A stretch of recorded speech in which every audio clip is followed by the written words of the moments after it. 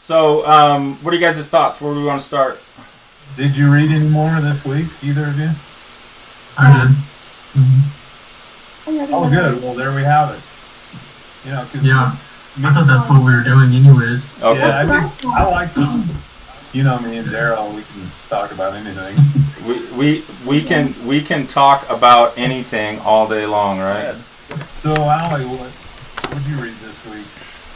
I read Darryl's The Cost of Ignorance. Kind of just explaining his post-traumatic stress disorder and how the doctors handled it and how their own ignorance kind of just made him super skeptical about whether or not recovering from PTSD was even a thing. Because he was spending money on therapists and he was seeing all these doctors and he started to doubt the ability of a PhD level of therapists because they weren't doing anything for him. So he started doing his own research with empirical studies and research or scientific research, and what was interesting is that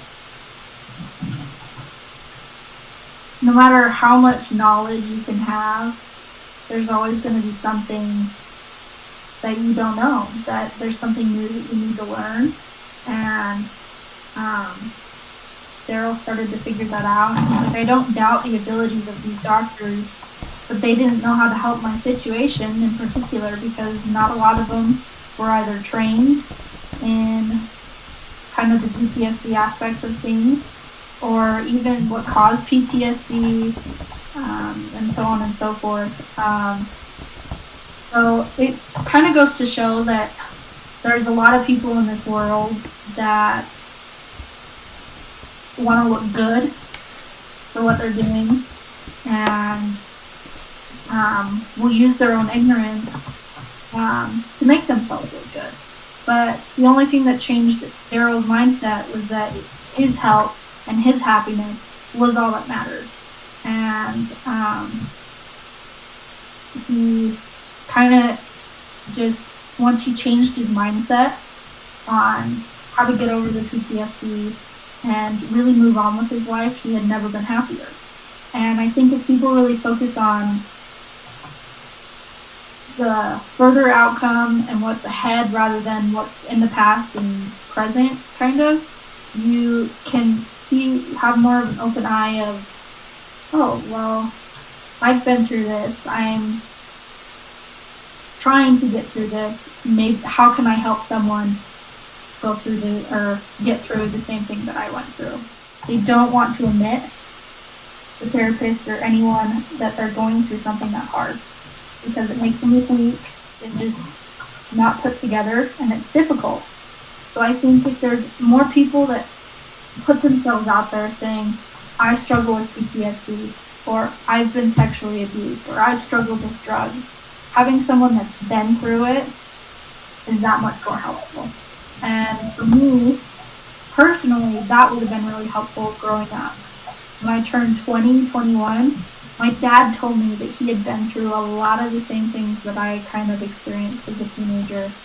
And growing up, I was like, my parents followed all the rules, so on and so forth. That was the impression I had of my parents. Like, they did everything right.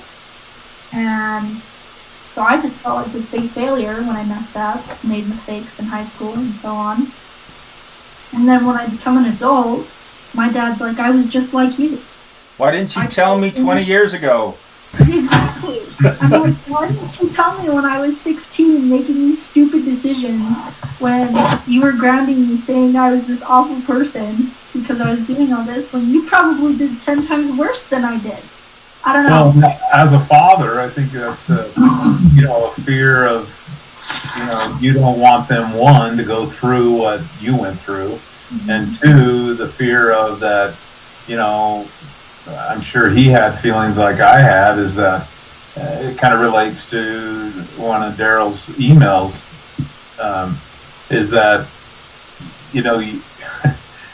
it can be easy and feel good right now, and then it gets hard later. Yeah, and he even told me, he's like, I was nervous. I mean, I probably would have told you, but if I had told you the stuff that I did as a teenager, you would have been like, well, my dad did it. Why can't I? Which is a very real thing. In fact, my dad refused to talk about some of the things that he did because, knowing me, and he was actually right.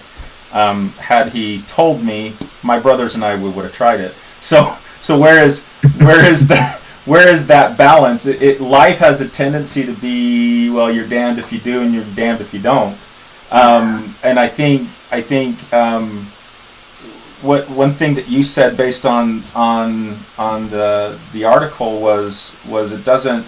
I think Socrates once said that the more he knows he knows nothing.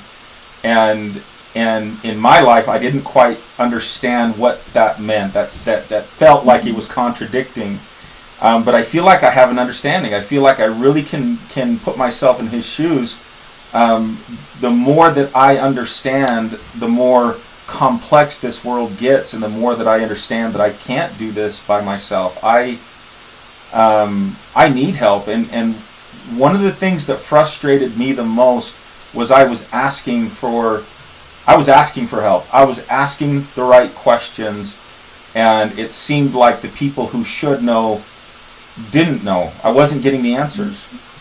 And so I think from my perspective, as a father and one of those people that, I felt like I screwed up most of my life. I think the concept comes down to how do we as a people, how do we as a society fill in some of the gaps and some of the holes that I think that we've been talking about, right? How do we create the type of environment where a person feels free to move forward and to learn, understanding that like, for instance, what I would say is the strongest lessons I have ever learned has come from the deepest pain I have ever felt. And Jeff mentioned fear. So if that's the way that human learning works, how do we create a situation where people can learn if they're afraid to go through the pain and the hardship of learning, I guess? It reminded me, and again, this kind of, the article that you read kind of ties into, a follow-up that Darryl did on an email, but it reminded me of a situation. I was at a public high school. I was at the end of a hall, and the doors right next to my classroom door led out to a public street. It was just right there. Well, this safe school stuff came along, and it was just like, oh, here's an Allen wrench, and this is how you use it in the door to lock it in case anything happens. Well, what did I do over the next few days? I went through the fear, the anger, the depression, the anxiety of, well, what if I don't get out there in time? Or, what if I'm running out there with the Allen wrench and the guy takes me out, and then now the whole hall is exposed? And, so you go through all those different things. And so to meet that, I went to my community. I went to the teachers that were in the hall, and we devised a plan that, felt better. And so as a community, we were able to come up with better ideas to relieve my fears, relieve my anxiety, relieve all of those things, so that now the problem could be faced. And I think what Darryl is really posing here is that, we create an environment where we can address these things in a safe environment where people feel comfortable. And then we realize that, hey, I may have failed, and it's like Michael Jordan. I don't know. I mean, how many last second shots was he given to win a game, and he missed a majority of them. But every time you fail, that gives you an opportunity to get up and try it again. That it's not okay to make mistakes. And so I think we're losing the fact that that it's okay, and it's all learning experiences, and that's how we ultimately grow. I think, society just focuses more on the weaknesses of individuals, and I don't know, kind of uses that to decrease the value of each other. And so I think it's just like a mindset, I think, again, we've just lost the sight that failure is a learning opportunity, and that it's not like a permanent thing. When you were talking, what came to mind, and I don't want to turn this politically one side or the other, but let's take the position of President of the United States. I think society expects of any president, doesn't matter what Democratic or party that they belong to, they expect that a president act a certain way. What happens when that president makes a mistake or doesn't do things the way that they need to be done?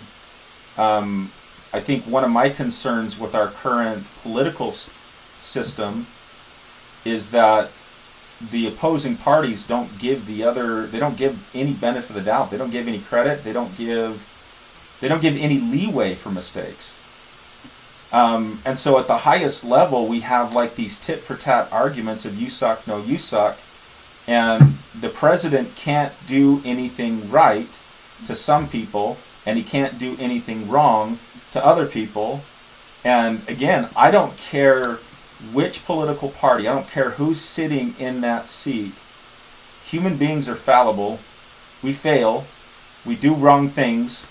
And if, again, coming back to that environment, if our society has progressed to the point where people cannot be human and people can't learn from mistakes, then what direction are we headed?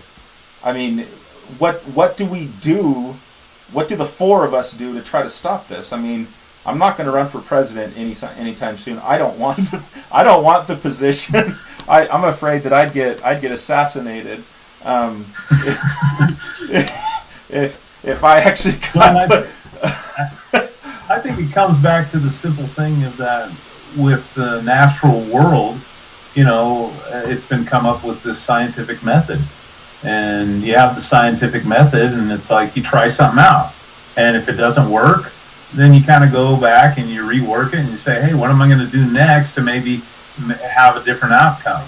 What it looks like to me is that we can't even try that method, that scientific method that seems to work. We can't even try it because it's test retest, right? Thomas Edison invented the light bulb. He said that he didn't fail 1,000 times. He just found 1,000 ways that didn't work. And it was 1,001 that actually invented the light bulb, right? How have we gone from that kind of an environment to this kind of environment? Or has this environment been present over the last 100 years of human civilization or U.S. civilization? I mean, what are you guys' thoughts, Logan and Allie? I mean, what environment did you guys grow it in? What if we were more open about failure being a part of human learning, what could have been different? Meaning, Allie, what if your dad came to you at 16 and said, hey, Allie, these are the things that I did that I really regret, and I would highly suggest you never do those things? I mean, thinking back at it, I probably would have been like, okay, I did that. But at the same time, like, my birth mom was addicted to drugs and alcohol while she was pregnant with me. And when I was born, the doctors came to my parents and said, your daughter has a large amount of opioid drugs like meth and cocaine in her body right now. And growing up, my parents were always like, you have got the alcohol gene, you have got a drug gene. If you try those, you are more than likely to get addicted. And growing up, I was like, oh yeah, I'll never try drugs, I'll never try alcohol. I don't ever want that to happen. But when I turned 16, 17, I was like, oh, come on. One drink's not going to kill me. I'll be fine. And even with my parents, they're just like, you don't want to try this. You've seen, I mean, I didn't really know, but I saw my cousin. I had a few cousins that were addicted to heroin. I saw what it did to them. My dad's best friend was a meth addict, and I saw what it did to him. So drugs were out of the question. But alcohol, it just didn't make sense to me. And I think unless you truly kind of firsthand experience the struggles that stuff like that does to you, you kind of just push it off your shoulder like, I can make my own decisions, I'll be okay. You know, I'm different than that person, when in all reality, you're not. You're just human. And even if my dad had told me that, I probably would have thought differently about it, but would it have changed my actions? Probably not, because I wanted to find out for myself. And what you're saying is that your actual experience is what solidified in your mind what was right and what was wrong. Yep. What was good, what was bad, what was beneficial, was it, you know, I mean, people throw a fit about right and wrong, good and bad. At the end of the day, what motivated your choice to do something different was the actual experience. So does that mean we open this thing up and say, okay, kegger at my house, invite all of the 16-year-olds, let's get you drunk so that we can get you some experience. No, don't do that. But, what I've noticed is, at least the area that I grew up in, no one drank, no one did drugs, no one did anything. I mean, everyone went to church on Sunday, everyone followed the rules. I grew up in a very sheltered neighborhood where, I kid you not, nothing bad happened. And I was living the high life. I was like, holy cow, I feel pretty lucky. And then you have these kids that, you know, don't know anything else besides drugs, alcohol, sex, so on and so forth, because that's what they grow up in. And here I am living the high life, and then I'm like, oh, my life sucks. I see all my friends drinking with their parents underage, and they're doing this and this with their parents, when in all reality, I mean, yeah, I was sheltered, and I didn't really get to experience the true effects of alcohol and drugs growing up. For me, I didn't learn. My parents never let me hit the ground hard, if that makes sense. They were always there to catch me right before I hit the ground, to make sure that I didn't get into a lot of trouble, that I wasn't arrested, that I didn't do this, didn't do that. But a lot of these families, they don't, I mean, they're letting their kids learn from these hard mistakes that they're making. You need to teach your child values. There's been no successful person that binge drinks or does drugs all the time. I mean, Snoop Dogg. Singers don't count. They do whatever they want. So, and the only reason I bring that up is define success. Yeah. Because financially speaking, Snoop Dogg, I mean, everybody knows who he is. He's famous, right? Yeah. I'm sure he's got money in the bank. I know that MC Hammer went bankrupt. You know, he didn't have any money, but you know, what is success? Is fame success? Success to me is, you know,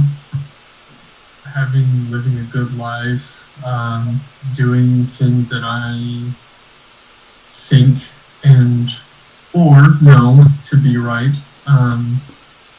You know, having a good job, seeing other people prosper around me.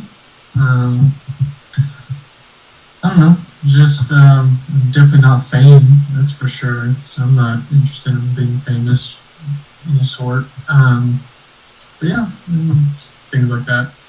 But inside, you might not be. You may be giving everyone a show and that saying that money can't buy happiness. It's a true statement.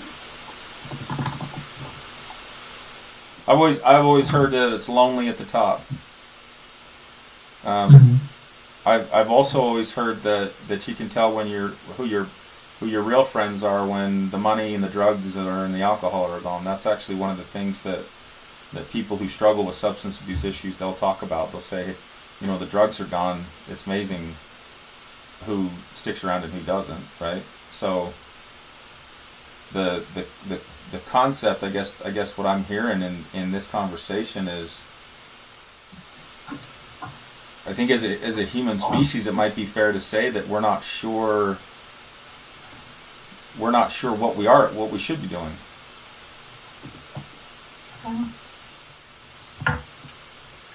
I know that when I, watch my kids, I think what Logan's said, kind of really rings true is that for your kids, you hope for a little bit better than your own, the whole, a better life, a better situation.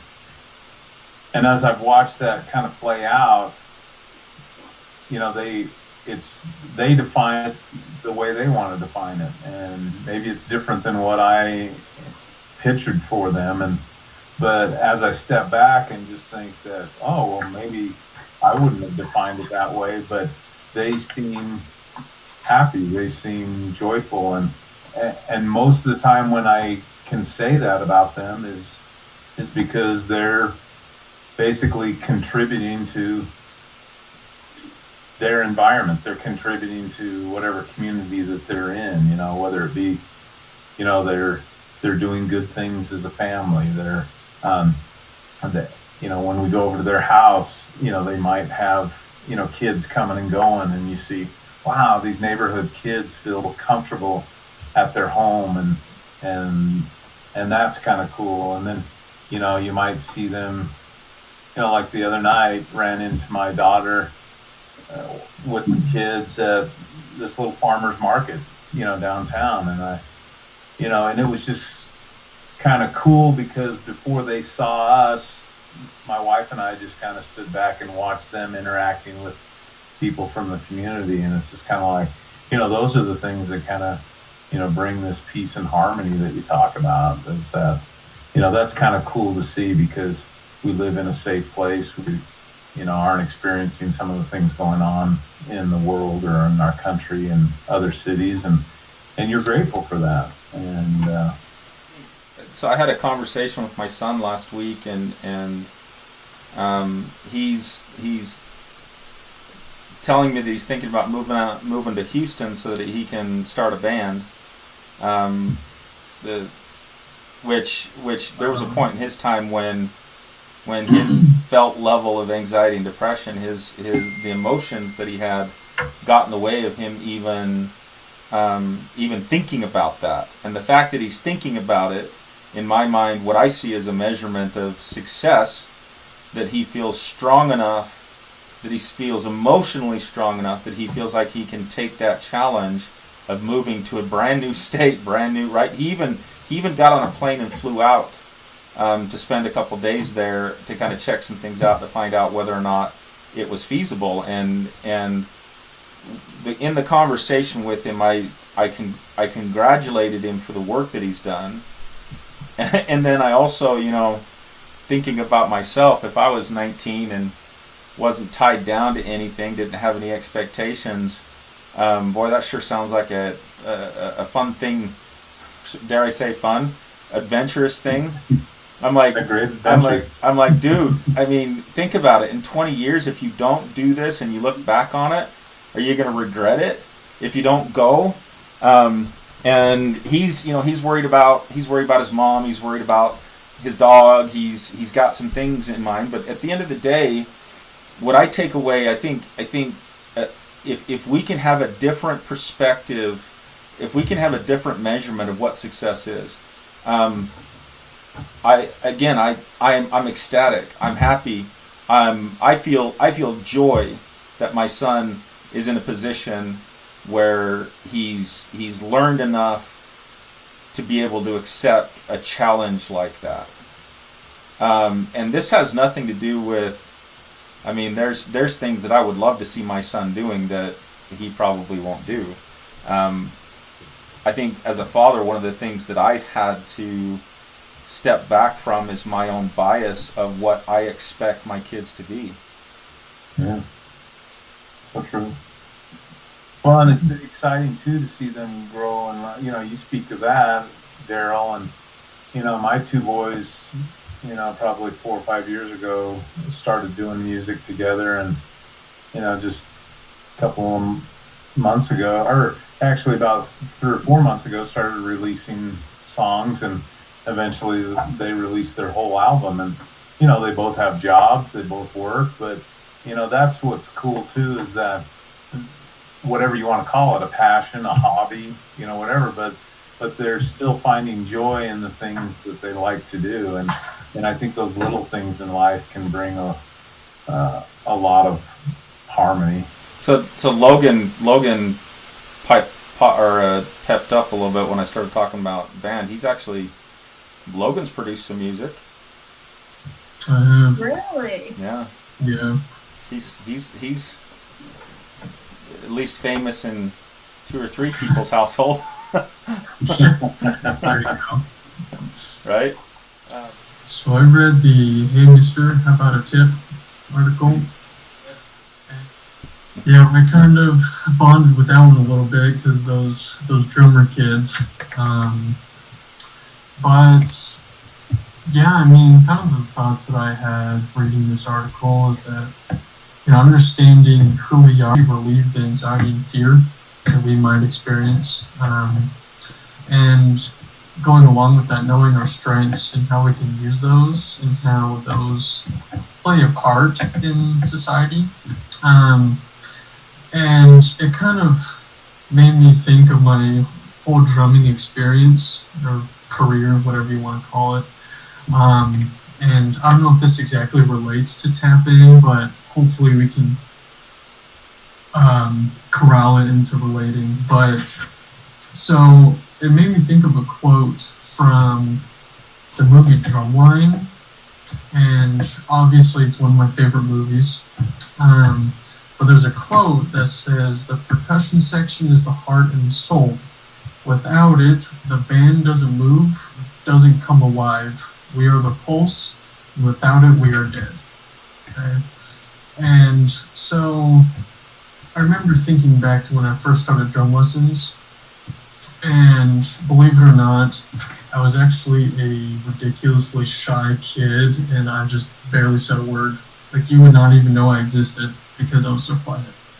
And then in drum lessons, my teacher, at the end of the lesson, he's like, "Man, you talk so much, you need to, pipe it down."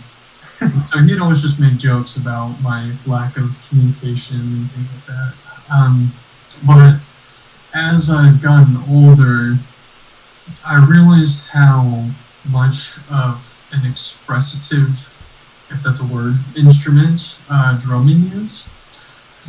Because when you think about it, the way, pretty much how you feel will be how you sound. Okay, so if you're feeling timid or shy, you're going to sound really quietly, or really quiet. And the drums, that's like I said, the pulse of the band, pulse of the song. And so it's all about the confidence. And if you play with confidence, people will hear it. Maybe people will start dancing, wiggle their feet, tap the fingers, whatever. And so I feel like without me even knowing, drumming has made me a more confident person in pretty much various aspects of my life. And it's kind of interesting because for a summer in high school, I taught drum lessons. And so one of my students was actually really shy, timid, and just a very quiet person. And so I sat down with him and I was like, and I explained how, drumming,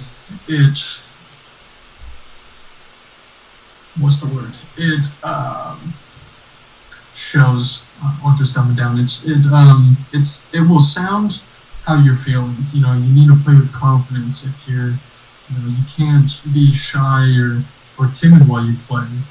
And I don't know what it was. Maybe something just clicked in his mind. But every lesson after that, I mean, he was a lot more talkative during the lesson. He was a lot more expressive.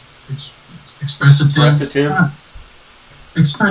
Oh my gosh. Expressive. If expressive is not a word, we've just made it a word. That's right. He was just very open with his feelings and very expressive with, his thoughts and opinions and emotions. And so, as I was reading that article, I just kind of reflected on that. And it made me think of Green Man Group and how one of the fundamental principles that we would operate by is what we call rule number 9. And so rule number 9, all it was is figure it out. Okay. And so basically what that meant is that, we are responsible for our own actions, and, basically if we forget something when we go to a gig, like, it's up to us to figure out how we're going to solve this problem. Like, it's going to be our responsibility to figure out our problem and find a solution ourselves. And so, I guess in relation to the tap in and think, act, feel, it's important that we take the risk and basically take the responsibility within ourselves and how we're going to figure out how to take care of ourselves. It makes me think of the analogy with the airplane, and when there's an emergency, the airbags falling down, and they always say, put it on yourself first and then help other people. And so just kind of like that, we, in order to help other people, we need to help ourselves. And, whether it's by figuring out our strengths and how we, understand how we fit into society, or whether it's just lifting where families, friends, strangers stand, because back to the story, the kids, they were out drumming in front of an adult store on a Sunday evening, and Jeff mentioned in his story, like, it's Sunday, you have school tomorrow, shouldn't you be going to bed, maybe getting a good night's sleep for an education tomorrow? But, we never really know the life circumstances of those around us. And so whether we use our strengths or just understanding ourselves, we can, I guess, prevent the cultural blindness is how Jeff termed it. And so those are pretty much the thoughts that I had. So do you want to write a blog post on rule number 9, Logan? I could. Will you write a blog post on rule number 9? I think, you said you didn't know how it really fit in, and I think you explained it beautifully. As Darryl and I have had conversations over the years, we've kind of asked the question, like, what came first, the egg or the chicken? And what comes first, the thinking, the acting, or the feeling? And what would you say, Darryl? So Jeff and I started conversations about 3 years ago. 3 years ago? Yeah. And some of those conversations, we were trying to figure out which comes first, the chicken or the egg, right? Right now, I would say it doesn't matter. It's circular. It's. What did you originally think? I'm not sure what I originally thought, except for I was trying to put it in a 1 + 1 right. I was trying to put it in an order, because you have to start here in order to get there, and that's very logical and that's very mathematical. And part of the tap in and part of what Jeff brought, kind of one day he said this sphere theory of it. It's not 2-dimensional, it's 3-dimensional, and I guess this might make some people angry, but it doesn't matter which came first. What matters is what is present now. That's what matters. So in the think, act, feel, right? Sometimes some problems are thought problems, meaning I don't have enough knowledge to get done what I need to get done. Some problems are action problems. I'm afraid to act. I'm afraid to do this. And some things are emotion problems. I can't do this because this emotion is overwhelming. No. Well, and I just thought it was interesting because we've evolved, just as beings do, is that, because I think it was like, oh, maybe it's, maybe it starts with the thinking, because as a man thinketh, so is he. And well, maybe you have to go out and do something before you experience a thought.